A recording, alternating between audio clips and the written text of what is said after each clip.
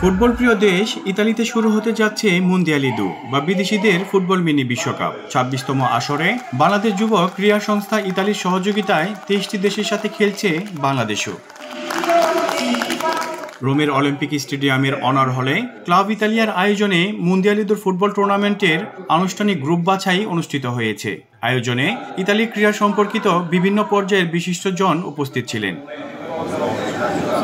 প্রতি গ্রুপে 4টি দেশ নিয়ে লটারির মাধ্যমে 24টি দেশকে মোট 6টি গ্রুপে বাছাই করা হয়, যেখানে বাংলাদেশের সাথে এফ গ্রুপে রয়েছে Italy, Ukraine O money.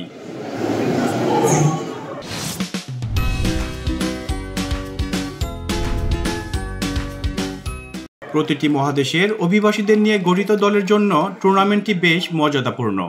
Un saluto a tutti gli amici del Bangladesh, unica rappresentante asiatica, come ogni anno, come negli ultimi anni avviene al Mondialito, quindi ancora più importante l'impegno di questi ragazzi, che sono sempre contenti di averli con noi per la loro correttezza, simpatia.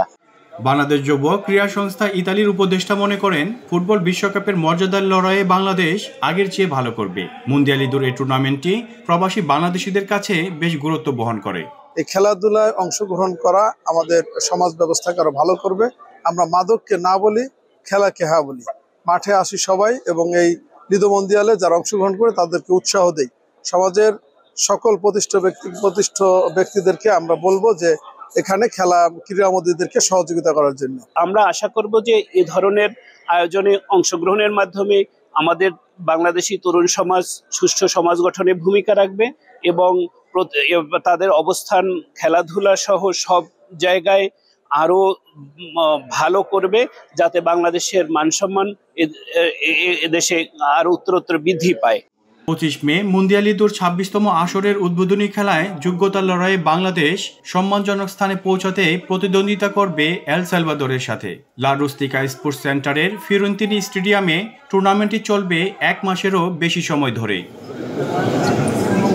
বিশ্বের বিভিন্ন দেশ নিয়ে ইতালিতে আয়োজন করা হয়েছে মুন্দিয়ালিদু, অর্থাৎ mini বিশ্বকাপ বিদেশিদের জন্য।